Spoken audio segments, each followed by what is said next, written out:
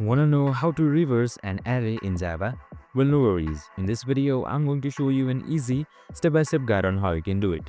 It's super simple and under a minute, so let's get straight to it. Now, first things first, if you want to reverse an array, it's super simple. We use loop. So, it's just simple as that. So, we loop from the start of the array to the middle.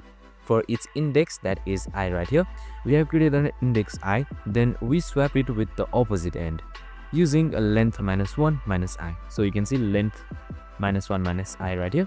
This flips the array without needing the second one.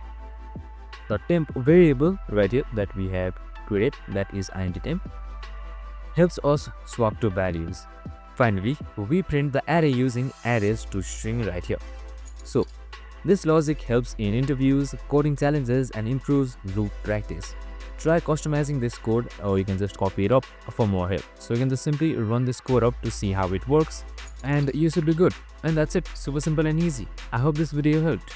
If it did, make sure to like, subscribe, and tune in with us for more of these videos. See you in the next one.